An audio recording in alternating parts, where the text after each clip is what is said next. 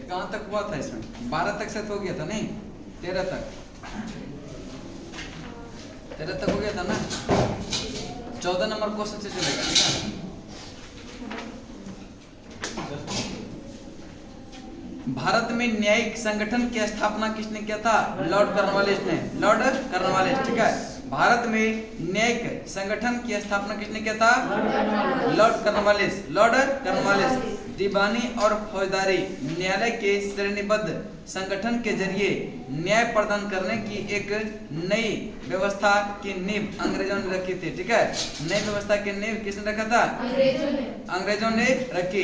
इस व्यवस्था को, ठीक है, पेज नंबर निकालेंगे 368, ठीक है, ठीक है ना, मिला। चलिए नेक्स्ट चलते हैं, ठीक है। इस व्यवस्था को वारेन हेस्टिंग ने आरंभ किया, मगर कॉर्नवालिस ने इसे और सुदृढ़ बनाया। 1763 में 1763 ईस्वी की कॉर्नवालिस संहिता शक्तियों के पृथक्करण के सिद्धांत पर आधारित है। किस पर आधारित है? यह शक्तियों के पृथक्करण के सिद्धांत पर आधारित है, जिसके तहत कर और न्याय प्रशासन को पृथक कर दिया गया। जिसके तहत जो है कर तथा न्याय को क्या कर दिया? अलग कर दिया, पृथक कर दिया गया। नेक्स्ट है, निम्नलिखित में से किस गवर्नर जनरल ने भारत के प्रसंविधाबद्ध सिविल सेवा का सृजन किया, जो कालांतर में भारतीय सिविल सेवा के नाम से जाना जाने लगी? यह लॉर्ड कॉर्नवालिस ने। किसने किया था? Lord Cornwallis. करेक्ट। किस गवर्नर जनरल ने भारत के प्रसंविधाबद्ध सिविल सेवा का सृजन किया, जो कालांतर में भारतीय सिविल सेवा के नाम से जानी गई? यह लॉर्ड कॉर्नवालिस ने। किसने किया था? Lord Cornwallis. भारत के प्रसंविधाबद्ध सिविल सेवा या लोक सेवा का सृजन कॉर्नवालिस के द्वारा किया गया। बंगाल का गवर्नर जनरल बनने के बाद कॉर्नवालिस ने प्रशासन को पुनर्गठित किया तथा राजस्व बोर्डों को भंग कर इसके संबंध में नए नियम बनाए तथा कंपनी के अधिकारियों को व्यक्तिगत व्यापार के संबंध में भी नए नियम बनाए, ठीक है। कंपनी पेज नंबर नहीं मिल रहा है, क्वेश्चन नंबर 15 है, ठीक है। उसने कॉर्नवालिस कोड के माध्यम से दीवानी तथा न्यायिक क्षेत्रों में स्पष्ट विभाजन किया, जिसने आगे चलकर जो है भारतीय सिविल सेवा का रूप दिया गया, ठीक है, ले लिया, ठीक है, भारतीय सिविल सेवा का रूप ले लिया, ठीक है। नेक्स्ट है, भारतीय लोक सेवा का प्रवर्तन किया गया कॉर्नवालिस के शासनकाल में। भारतीय लोक सेवा का प्रवर्तन किया गया किस काल में? कॉर्नवालिस के काल में। लॉर्ड कॉर्नवालिस की कब्र यह कहाँ पे है? गाजीपुर उत्तर प्रदेश। लॉर्ड कॉर्नवालिस की कब्र कहाँ पे है? गाजीपुर उत्तर प्रदेश। लॉर्ड कॉर्नवालिस की मृत्यु 5 अक्टूबर 1805 को हुआ था। 5 अक्टूबर 1805। इसका कब्र कहाँ पे है? गाजीपुर उत्तर प्रदेश। गाजीपुर। लॉर्ड कॉर्नवालिस 1786 से 93 एवं जो है 30 जुलाई 1805 से 5 अक्टूबर 1805 तक बंगाल का गवर्नर रहा था। प्रथम बार में कब से कब रहा था? 1786 से 93। फिर जो है 30 जुलाई 1805 से 5 अक्टूबर 1805 तक यह बंगाल के गवर्नर जनरल रहा था। इसने भारत में इस्तेमारी अथवा अस्थायी बंदोबस्त, न्यायिक संहिता एवं भारतीय लोक सेवा के प्रवर्तन के रूप में जाना जाता है। किसको? Lord Cornwallis. इस्तेमारी व्यवस्था किसने स्थापित किया था? Lord Cornwallis. इस्तेमारी बंदोबस्त को ही कहते हैं अस्थायी बंदोबस्त, ठीक है, अस्थायी बंदोबस्त, ठीक है। इसकी मृत्यु कब हुआ? 5 अक्टूबर 1805 को इसका मृत्यु होगा। और जो है इसका कब्र कहाँ पे है? गाजीपुर उत्तर प्रदेश। लॉर्ड वेलेस्ली के द्वारा यह लागू की गई सहायक संधि व्यवस्था के बारे में निम्नलिखित में से कौन सा कथन लागू नहीं होता है? पहला है, दूसरों के खर्चों पर एक बड़ी सेना बनाए रखा। यह कथन क्या है? सही है। दुश्मन। नेक्स्ट क्या है, भारत का नेपोलियन के खतरे से सुरक्षित रखना, ये कथन भी क्या है, सही है। नेक्स्ट है, कंपनी के लिए एक नियत आय का प्रबंध करना, ये कथन क्या है, गलत है। ये कथन क्या है, गलत है। भारतीय रियासतों के ऊपर ब्रिटिश सर्वोच्चता स्थापित करना, ये भी कथन क्या है, सही है। तो 3 नंबर कथन क्या है, गलत है। 3 नंबर कथन क्या है, राजनीतिक परिधि में लाने के लिए सहायक संदेह यह किया था, ठीक है। राजनीतिक परिधि में लाने के लिए सहायक संदेह किया गया था, ठीक है। आप लोग अब टाइम से आ जाइए, ठीक है। क्लास 10 में स्टार्ट कर देते हैं, ठीक है। आज 15 में किया नहीं, क्या हुआ अभी तो सर बिल्कुल बोलो आपका देखिए वीडियो पे आज के ऊपर से देख लीजिए। वीडियो तो कल वाला था सर, कल वाला था। एक दिन छोड़ के, मतलब कि एक दिन लेट हो जाएगा वीडियो, आज वाला कल जाएगा, कल वाला परसों जाएगा, इस टाइप से। ये सोचे कि आज रूम से ही फील लेते हैं, फील लिए नहीं सर फील नहीं है, लेकिन सोचा मैं कल का फील हो जाएगा नहीं, तो वो एक लेट से फील आएगा ना। चलिए नेक्स्ट चलते हैं, ठीक है। और क्लास वाला माहौल अलग रहता है ना, वहाँ पे मुश्किल से 50 मिनट देख भी नहीं पाएगा वीडियो, बोरिंग लगने लगता है ना। तो वही से सब हवा वाली क्लास हो जाएगी। ये तो हवा कहाँ लग रहा है, होता है सर, नहाए हैं कि नहीं, है सर, नहीं नहाए जो होंगे उसको ठंडा नहीं लग रहा होगा, जिसको नहाए जो नहीं होंगे ना उसको ठंडा लगता है ना। क्या होगा, जो बहुत टोपी ओपी डाल के आए होंगे समझिए कि उसको ठंडा लग रहा है, नहाए नहीं है इधर, समझ रहे हैं। 5 बजे 5 बजे तो आपको मुझे ठंडा लगा, सुबह 6 बजे आना था ना, इसलिए डेली नहाते हैं, आज नहाए डेली नहाते हैं। डेली, क्या सब गजब। 5 बजे ठंडा नहीं लगता। क्या है, 5 बजे ठंडा नहीं लगता नहीं, है? नहीं गर्म पानी ठंडा रहता है हाँ, सर, उस समय गर्म पानी रहता है ना। मोटर से गर्म मोटर से पानी ठंडा रहता है टंकी। चलिए आगे चलते हैं, ठीक है। लॉर्ड वेलेस्ली ने भारतीय राज्यों को अंग्रेज, ठीक है, भारतीय राज्यों को अंग्रेजी राजनीतिक परिधियों में लाने के लिए सहायक संधि प्रणाली प्रयोग किया, सहायक संधि प्रणाली प्रयोग किया। उस समय फ्रांस के विरुद्ध यूरोपीय शक्ति का बढ़ा हुआ था, ठीक है। हंसी आ रहा है ना कि बहुत लोग कुछ बोले ही नहीं, समझ रहे ना, इसका मतलब समझ रहे हैं ना। चल नेक्स्ट चलते हैं, ठीक है। उस समय फ्रांस के, ठीक है, कितना दिन हो गया होगा लगभग, मतलब हमको लगता है 5 दिन नहीं। चलिए नेक्स्ट है, ठीक है। नेपोलियन मिस्र तथा सीरिया को विजित कर चुका था। नेपोलियन जो है यह मिस्र तथा सीरिया को विजित कर चुका था और गंभीरता पूर्वक भारत पर आक्रमण करने की सोच रहा था, ठीक है। गंभीरता पूर्वक जो है भारत, क्या हुआ, आपको तो 15 दिन पे नहाते हैं, गुड़िया बोल रही है। मेरे बारे में उसको कैसे पता, हम मजाक कर रहे हैं, कैमरा लगा सेंसर लगा हुआ है, सेंसर अनुमान लगा रहे हैं हम लोग। क्या अनुमान लगा, आप लगा रहे हैं कि वो लगा रहे हैं? नहीं हम लोग दोनों मिलकर लगा रहे हैं। अच्छा, सहयोग से। दोनों मिल के लगा रही है अनुमान, ठीक है। चलिए नेक्स्ट चलते हैं, ठीक है। नेपोलियन मिस्र तथा सीरिया को विजित कर चुका था, ठीक है, विजित कर चुका था और गंभीरता पूर्वक भारत पर आक्रमण करने की सोच रहा था।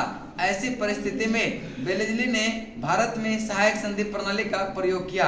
वेलेस्ली ने भारत में सहायक संधि प्रणाली का प्रयोग किया, जिससे अंग्रेजी सत्ता की श्रेष्ठता स्थापित हो गई और नेपोलियन का भय भी टल गया। नेपोलियन का भय भी क्या हुआ, सहायक संधि की शर्तों में जो है एक शर्त यह भी थी कि संधि को स्वीकार करने वाली रियासत कंपनी की एक सेना को रखेगी जिसका सारा खर्च जो है राज्य को देना होगा, जिसका सारा खर्च किसको देना होगा, राज्य को देना होगा। इस सेना को चलाने का अधिकार केवल कंपनी को होगा। इस सेना को चलाने का अधिकार किसको होगा, सिर्फ कंपनी को होगा। सहायक संधि स्वीकार करने वाले राज्य किसी भी यूरोपीय या अंग्रेजों के दुश्मन की सहायता नहीं करेगा और उनके किसी भी व्यक्ति को नौकरी नहीं देगा, उनके किसी व्यक्ति को नौकरी भी नहीं देगा। नेक्स्ट है, लॉर्ड वेलेस्ली की सहायक संधि को स्वीकार करने वाला पहला मराठा सरदार जो था वह पेशवा बाजीराव द्वितीय, पेशवा बाजीराव द्वितीय। लॉर्ड वेलेस्ली की सहायक संधि को स्वीकार करने वाला पहला मराठा सरदार कौन था, पेशवा बाजीराव द्वितीय। दौलताराव सिंधिया और जसवंत होलकर दोनों पुणे में जो है अपने को सर्वश्रेष्ठ प्रदर्शित करना चाहते थे। बाजीराव द्वितीय सिंधिया का साथ दे रहा था। बाजीराव द्वितीय यह सिंधिया का साथ दे रहा था। उसने 1801 में जसवंत के भाई की हत्या कर दिया। जसवंत के भाई के हत्या कर दिया कब? 1801 में। 1801 में परिणाम स्वरूप जसवंत होलकर की सेना से पूना पर आक्रमण कर पेशवा और सिंधिया की संयुक्त सेना को परास्त कर दिया। ठीक है। बाजीराव द्वितीय ने भागकर यह बसिन में शरण लिया और 31 दिसंबर 1802 को अंग्रेजों से बसिम की संधि की। 31 दिसंबर 1802 को यह अंग्रेजों के साथ बसिम की संधि के अनुसार पेशवा बाजीराव द्वितीय ने अंग्रेजों की संरक्षता स्वीकार कर लिया। यह जो है संधि मराठा द्वारा अंग्रेजों के साथ की प्रथम सहायक संधि थी। कौन सा? यह पेशवा कौन सी संधि था? यह बसिम की संधि। 31 दिसंबर 1802 को बाजीराव द्वितीय और कौन था? अंग्रेज के बीच। बाजीराव द्वितीय और अंग्रेज के बीच। नेक्स्ट 1802 के बसिन की संधि पर हस्ताक्षर किसके मध्य हुआ था? अंग्रेज और बाजीराव द्वितीय। अंग्रेज और बसिन की संधि पर हस्ताक्षर किसके द्वारा हुआ था? अंग्रेज और बाजीराव द्वितीय। सहायक संधि को स्वीकार करने वाला पहला शासक जो था अवध का नवाब। कौन था? अवध का नवाब। सहायक संधि स्वीकार करने वाला पहला शासक जो था वो कौन था? अवध का नवाब। वेलेस्ली ने सहायक संधि का आविष्कार नहीं किया। इस प्रणाली का अस्तित्व पहले से ही था। यह प्रणाली जो था सहायक संधि, यह जो वेलेस्ली ने किया था, इससे पहले भी यह प्रणाली था। ठीक है। संभवतः डुप्ले जो है प्रथम यूरोपीय था जिसने अपनी सेना किराए पर भारतीय राजाओं को दिया था। किसने? डुप्ले ने। किसने दिया था? डुप्ले ने। क्लाइव के काल से यह प्रणाली लगभग सभी गवर्नर जनरल ने अपनाई थी। वेलेस्ली की विशेषता केवल यह थी कि उसने उसका विकास कर अपने संपर्क में आने वाले सभी देशी राजाओं के संबंध में इसका प्रयोग किया। प्रथम सहायक संधि 1765 में प्रथम सहायक संधि 1765 में अवध से की गई। किससे? अवध से। कब? 1765 में। जबकि कंपनी ने निश्चित धन के बदले उनकी सीमाओं की रक्षा करने का वचन दिया। ठीक है। कंपनी ने क्या किया? वह निश्चित धन के बदले क्या किया? यह सीमाओं की रक्षा करने का वचन दिया।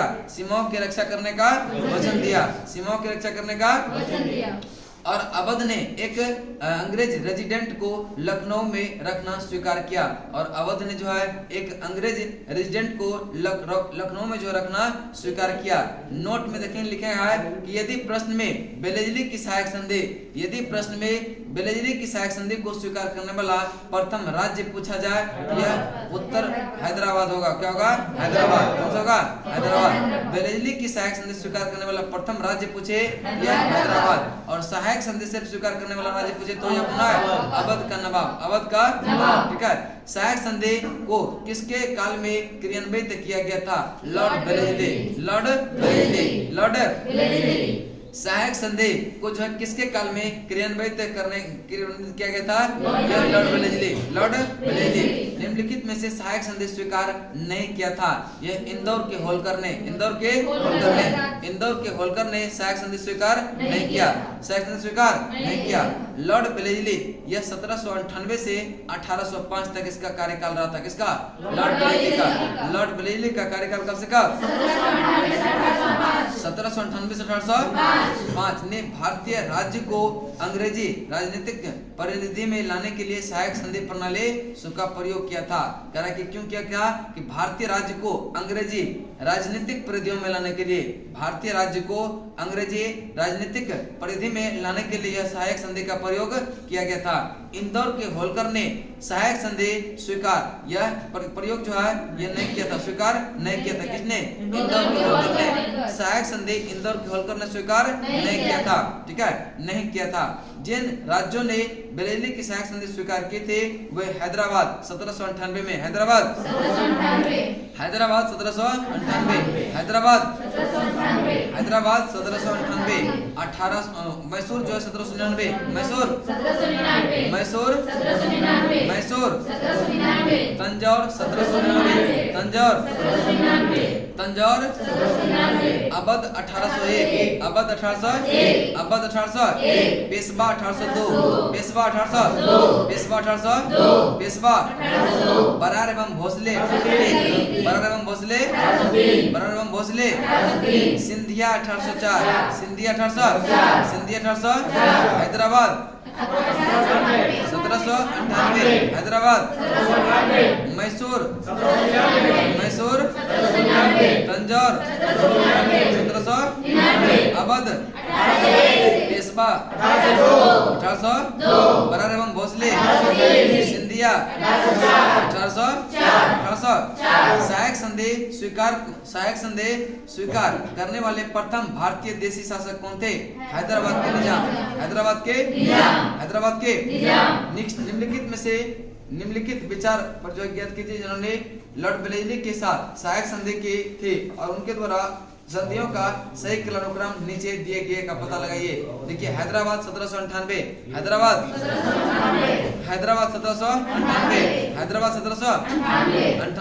1798, ठीक है। अवध का 1801, अवध का और मैसूर क्या था? मैसूर 1700, सिंधिया 1804, नेक्स्ट है भारतीय राज्यों पर यह अंग्रेजी प्रभुत्व स्थापित करने के लिए यह किसने प्रशासन में सहायक संधि प्रणाली का सूत्रपात किया? लॉर्ड वेलेस्ली ने। किसने किया था? Lord Wellesley.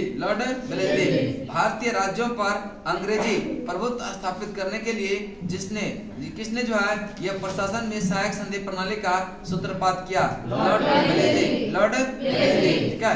लॉर्ड वेलेस्ली ने भारतीय राज्य को अंग्रेजी राजनीतिक परिधि में लाकर जो है अंग्रेजों की प्रभुसत्ता स्थापित करने के लिए सहायक संधि प्रणाली का प्रयोग किया। किसने? लॉर्ड वेलेस्ली ने। इससे जो है अंग्रेजी सत्ता का श्रेष्ठ और प्रभुसत्ता स्थापित हो गई। नेक्स्ट है ईस्ट इंडिया कंपनी का राजपूत राज्यों में सहायक संधि करने का मुख्य उद्देश्य क्या था? यह मुख्य उद्देश्य था अंग्रेजों की प्रभुसत्ता स्थापित करना। ईस्ट इंडिया कंपनी का राजपूत राज्यों से सहायक संधि करने का मुख्य उद्देश्य क्या था? अंग्रेजों की प्रभुसत्ता स्थापित करना।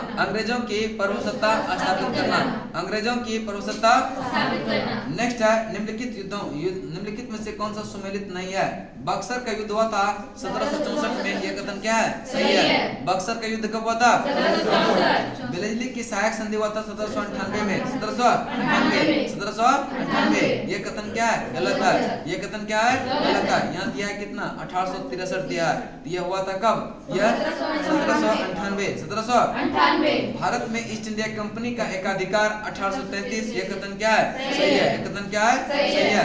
ब्रिटिश नागरिकों एवं कंपनियों के लिए भारत में व्यापार का खोला जाना यह 1813। चलिए एक बार रिपीट करते हैं, बताएंगे। भारत में न्यायिक संगठन की स्थापना किसने किया था? Lord Cornwallis. किसने किया था? भारत में न्यायिक संगठन की स्थापना किसने किया? नेक्स्ट है किस गवर्नर जनरल ने भारत की प्रसंविधाबद्ध सिविल सेवा का सृजन किया जो कालांतर में भारतीय सिविल सेवा के नाम से जाने लगा? Lord Cornwallis. किसने किया था? भारतीय लोक सेवा का प्रवर्तन किसने किया था? लॉर्ड कॉर्नवालिस ने। भारतीय लोक सेवा का प्रवर्तन किसने किया? लॉर्ड कॉर्नवालिस ने। लॉर्ड कॉर्नवालिस का कब्र कहाँ पे है? इस्तेमारी व्यवस्था किसने अपना था? Lord Cornwallis. इस्तेमारी व्यवस्था को ही कहते हैं अस्थायी बंदोबस्त। इस्तेमारी व्यवस्था को ही क्या कहेंगे? अस्थायी बंदोबस्त। न्याय संहिता एवं भारतीय लोक सेवा के प्रवर्तक के रूप में जाना जाता है किसको? लॉर्ड कॉर्नवालिस का मृत्यु कब हुआ था? 5 अक्टूबर 1805। 5 अक्टूबर 1805, ठीक है। क्या 5 अक्टूबर 1800 लॉर्ड बेलेली के द्वारा लागू की गई सहायक संधि व्यवस्था के बारे में निम्नलिखित में से कौन सा कथन लागू नहीं है? यह कंपनी के लिए एक नियत आय का प्रबंध करना नहीं था। इसका मुख्य उद्देश्य था राजनीतिक परिधियों में लाने के लिए सहायक संधि किया गया था। राजनीतिक परिधियों में लाने के लिए सहायक संधि किया गया था, न कि नियत आय प्रबंधन के लिए। नियत आय प्रबंधन के लिए नहीं किया गया था, ठीक है। और दूसरों के खर्चों पर जो है एक बड़ी सेना बनाए रखना, यह भी इसका उद्देश्य था। यह कथन क्या है? सही है। भारत के नेपोलियन को खतरे से सुरक्षित रखना, यह भी कथन क्या था? सही था। भारतीय रियासतों के ऊपर ब्रिटिश सर्वोच्चता स्थापित करना, यह कथन भी क्या है? सही है। नेक्स्ट है लॉर्ड बेलेली की सहायक संधि स्वीकार करने वाला पहला मराठा सरदार पूछे तो कौन था? पेशवा बाजीराव द्वितीय। पेशवा बाजीराव 1802 की बसिम की संधि पर हस्ताक्षर किसके मध्य हुआ था? अंग्रेज और बाजीराव द्वितीय। अंग्रेज और सहायक संधि को स्वीकार करने वाला पहला शासक कौन था? अवध का नवाब। अवध का सहायक संधि को जो है किसके काल में क्रियान्वित किया गया? लॉर्ड बेलेली। सहायक संधि को यह किसके कार्यकाल में क्रियान्वित किया गया था? लॉर्ड बेलेली। सहायक संधि स्वीकार नहीं किया था किसने? इंदौर के सहायक संधि स्वीकार नहीं किया था किसने? इंदौर के हैदराबाद कब किया था? हैदराबाद, मैसूर, तंजौर, अवध, पेशवा, बरान एवं भोसले, सिंधिया। सहायक संधि व्यवस्था को स्वीकार करने वाले प्रथम भारतीय देशी शासक कौन थे? हैदराबाद के सहायक संधि व्यवस्था को स्वीकार करने वाले प्रथम भारतीय देशी शासक कौन थे? हैदराबाद के निम्नलिखित पर विचार कीजिए। करा कि लॉर्ड बेलेली की सहायक संधि स्वीकार करने उसके क्रम को सजाने बोल रहा है, ठीक है। तो हैदराबाद कब? हैदराबाद, अवध, मैसूर, सिंधिया 1800। नेक्स्ट है भारतीय राज्यों पर अंग्रेजी प्रभुत्व स्थापित करने के लिए किसने प्रशासन में सहायक संधि प्रणाली का सूत्रपात किया था? लॉर्ड बेलेली ने। नेक्स्ट ईस्ट इंडिया कंपनी का राजपूत राज्यों में से जो है सहायक संधि करने का मुख्य उद्देश्य क्या था? अंग्रेजों की प्रभुसत्ता स्थापित करना। नेक्स्ट है निम्नलिखित में से कौन सा सुमेलित नहीं है? ठीक है। कौन सा सुमेलित नहीं है? ठीक है। पहला है बक्सर का युद्ध 1764। बक्सर का युद्ध 1764। सहायक संधि 1798। भारत में ईस्ट इंडिया कंपनी का एकाधिकार 1833। ब्रिटिश नागरिकों एवं कंपनियों के लिए भारत में व्यापार का खोला जाना 1813। चलिए नेक्स्ट करे कि भारत में सत्ता की श्रेष्ठता स्थापित करने तथा फ्रांसीसी के भय को समाप्त करने के उद्देश्य से बेलेली ने सहायक संधि प्रणाली को 1798 ईस्वी में आरंभ किया। सहायक संधि स्वीकार करने वाला राज्यों में हैदराबाद 1798 में यह प्रथम राज्य था। कौन? यह हैदराबाद। बक्सर का युद्ध 1764 में। ईस्ट इंडिया कंपनी का एकाधिकार 1833 अधिनियम के तहत यह पूर्णतः समाप्त यानी घोषित कर दिया गया तथा ब्रिटिश नागरिकों तथा कंपनियों के लिए भारत में व्यापार खोला जाना, ठीक है। ये 1813 ये सब क्या है? सही सुमेलित है। बाकी जो है आपका नेक्स्ट है 29 नंबर, ठीक है। उस समय जब नेपोलियन की शक्ति के जो है सामने यूरोप में साम्राज्य धराशायी हो रहे थे, तो नीचे दिए गए गवर्नर जनरलों में से किस एक ने भारत में ब्रिटिश पताका फहराया था? यह लॉर्ड बेलेली था। कौन था? कि उस समय जब नेपोलियन की शक्ति के सामने यूरोप में साम्राज्य धराशायी हो रहे थे, नीचे दिए गए गवर्नर जनरलों में किस एक ने भारत में ब्रिटिश का पताका फहराया? यह लॉर्ड बेलेली ने। किसने? लॉर्ड बेलेली ने भारत भारत की ओर 1797 में प्रस्थान किया था। कब किया था? क्या हुआ? किसका है? ले लीजिए ना, ले लीजिए, को उठा के ले लीजिए, देखिए हम बेच देंगे किलो के हिसाब से, ठीक है। चल नेक्स्ट है, ठीक है। बीच में रख दिए दोनों किताब, तो देख कोई नहीं रही है। मिलेगा क्या नहीं? क्या नहीं, एक आध को नहीं मिलेगा तो बेच दीजिए उसको, सेकंड हैंड खरीद लीजिए दूसरा। मिलेगा उसको, थोड़ा सा पेशेंस रखिए ना, क्या नहीं मिलेगा। आपसे भी पुराना इधर आगे में है, तो सबको मिल रहा है कि नहीं? चले, ठीक है, नहीं तो पीडीएफ भेज देंगे क्या? आजादी से पहले बीपीएससी नहीं था। चलिए नेक्स्ट चलते हैं, ठीक है। आपका तो हमको नहीं लगता होगा क्या? तो हम लोग तो सर एक ही बुक से क्या बजे काम करता है? वो दोनों झगड़ा हो गया ना, इसीलिए से। चल नेक्स्ट चलते हैं, ठीक है। लॉर्ड ब्लेजली, ठीक है, लॉर्ड ब्लेजली ने 1797 में या ईस्वी में प्रस्थान किया था। 1797 में प्रस्थान किया, ठीक है, प्रस्थान किया, जो कि आंग्ल इतिहास में संभवतः सबसे अंधकारमय समय था, ठीक है, सबसे अंधकारमय समय था। फ्रांस के विरुद्ध यूरोपीय शक्ति का बना हुआ यह मोर्चा छिन्न भिन्न हो चुका था। फ्रांस के विरुद्ध यूरोपीय शक्ति का यह बना हुआ मोर्चा क्या हुआ था? छिन्न भिन्न हो चुका था। नेपोलियन मिस्र तथा सीरिया को विजित कर चुका था। नेपोलियन जो है यह मिस्र तथा सीरिया को भी विजित कर चुका था तथा गंभीरता पूर्वक भारत पर आक्रमण करने की सोच रहा था। कौन? यह नेपोलियन, ठीक है, भारत पर आक्रमण करने की सोच रहा था। ऐसी परिस्थिति में ब्लेजली ने सहायक संदेह प्रणाली का प्रयोग किया, जिससे अंग्रेजी सत्ता की श्रेष्ठता स्थापित हो गई तथा नेपोलियन का भय भी क्या हुआ? टल गया। नेपोलियन का भय भी क्या हुआ? टल गया। आंग्ल नेपाल युद्ध जिसके शासनकाल में हुआ था लॉर्ड हेस्टिंग। कौन था? लॉर्ड हेस्टिंग्स, ठीक है। आंग्ल नेपाल युद्ध हुआ था 1814 से 16, 1814 से 16, और उस समय शासनकाल किसका था? लॉर्ड हेस्टिंग का कार्यकाल 1813 से 23, 1813 से 23। नेक्स्ट है करा कि आंग्ल नेपाल युद्ध 1814 से 16, 1814 से 16। लॉर्ड हेस्टिंग के गवर्नर जनरल का कार्यकाल जो था वो 1813 से 23, 1813 से 23, जो कि 1815 के सुगौली की संधि से समाप्त हुआ था। आंग्ल नेपाल युद्ध यह सुगौली की संधि से समाप्त हुआ था। कब?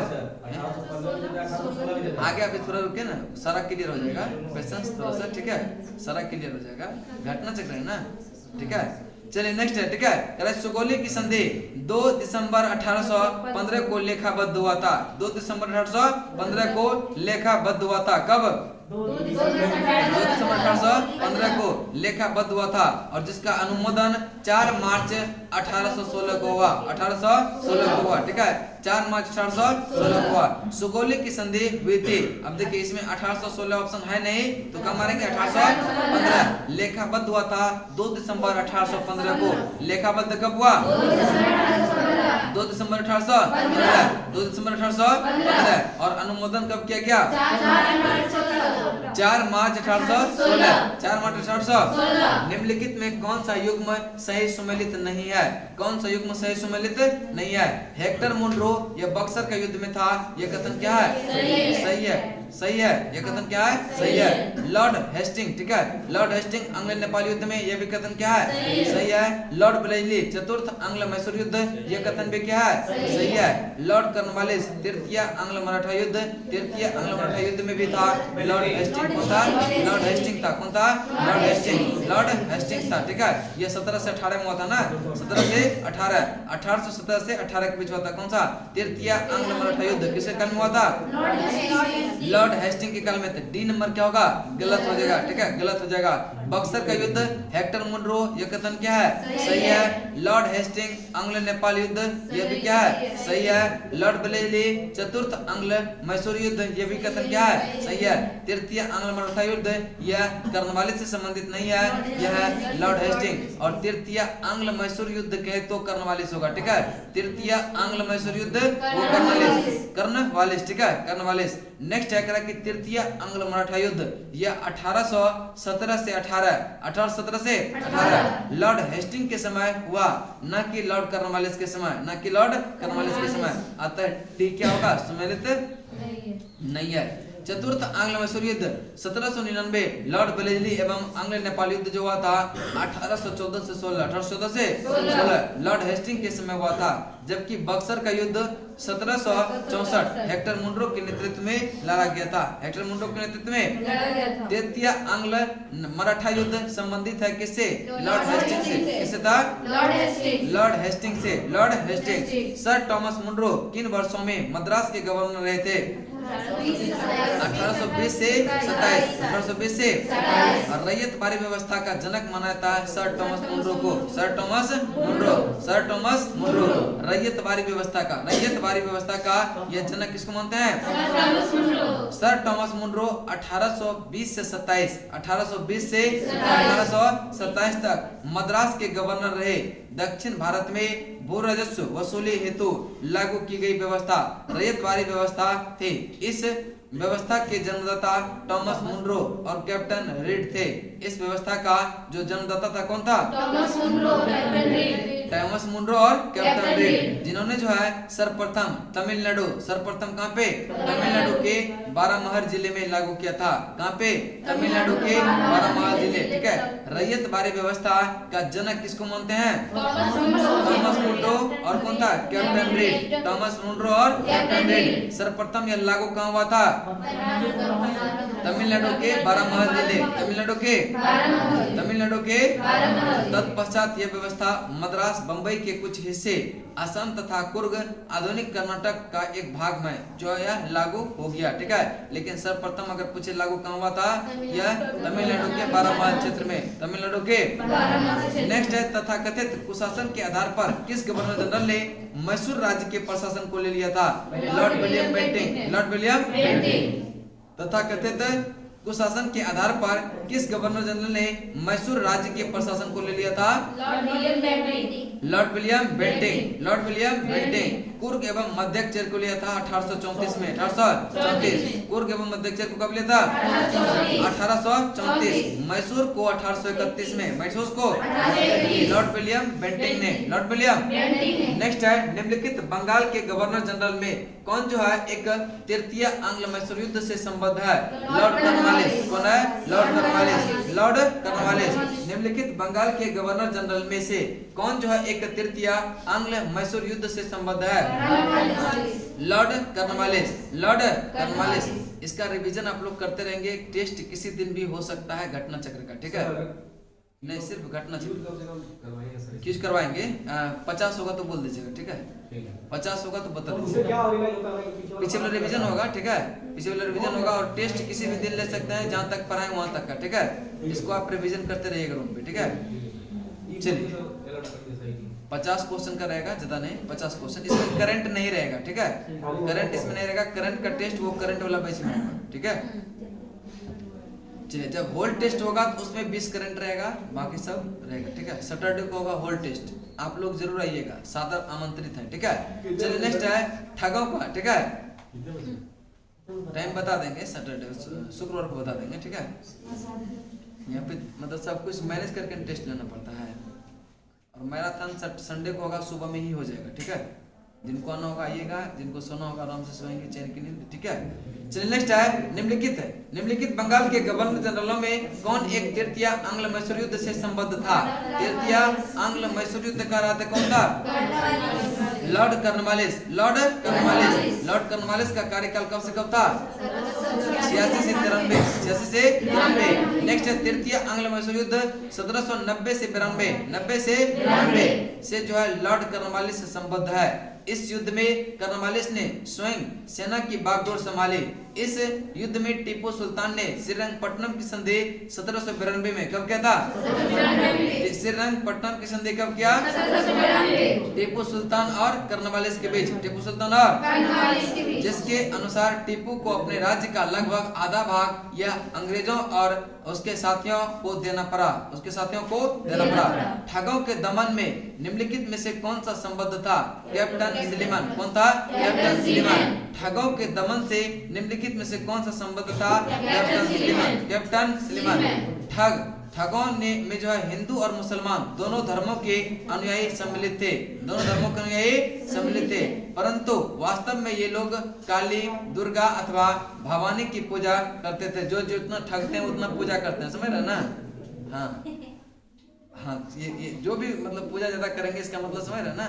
मतलब जो जितना करप्ट रहेगा, बात समझ रहे? नहीं इसका एग्जांपल है। आप रजरप्पा जाइएगा ना, वहाँ पे बहुत सारा छोटा छोटा मंदिर बनाया हुआ है, सब पुलिस लोग बनाया है। वही ना, सब पुलिस, वही सिस्टम है। टाइम हो गया, एक क्वेश्चन करवा देते हैं, ठीक है? चलिए, इसलिए से पूजा कम कीजिए, अपने पे भरोसा रखिए, समझ रहे ना? चल नेक्स्ट चलते हैं, ठीक है? नेक्स्ट है प्राय शिकार का जो है सिर काट कर ये देवी के चरणों में बलि के रूप में चढ़ाते थे, ठीक है? ऐसे जो ज्यादा पूजा करेंगे ना, अगर उसको 100-200 मिल जाएगा ना तो मंदिर में जाके दान कर देगा। अगर 1-2 लाख रुपए मिल देगा चुपके से रख लेगा, समझ रहे? चलिए नेक्स्ट है, ठीक है? उन्हें जो है विश्वास था कि उसका यह धंधा विधि, एक मेरा दोस्त था, समझे? उसको 100 रुपये मिला और मतलब उन्होंने दान में दे दिया, समझे? हम बोले कि खिला दो हमको कुछ, तो बोला कि नहीं खिलाएंगे नहीं, तुमको पाए हैं तो इसको दान दे देंगे। अच्छा, वो पंखी है ने? अच्छा ठीक है, बाद में करेंगे, ठीक है? चलिए, सती प्रथा के प्रश्न पर तो कुछ मतभेद था, किंतु जो है ठगी के विषय में समस्त जनता से सरकार का समर्थन किया। लॉर्ड विलियम बेंटिंग ने कैप्टन स्लीमन को जो है ठगों के विरुद्ध यह कार्यवाही करने के लिए नियुक्त किया गया। उसने 1500 ठगों को बंदी बना लिया। 1500 ठगों को बंदी बना लिया, ठीक है? अनेक ठगों को जो है यह फांसी दे दिया, ठीक है? और शेष जो आजीवन निर्वासित कर दिया, वह शेष को जो है यह आजीवन निर्वासित कर दिया गया। 1837 में के पश्चात जो है यह संगठित रूप से ठगों का अंत हुआ। टाइम कितना हुआ बताइए तो? 55 हो गया। देखिए 10 मिनट चूज करवाते हैं, ठीक है?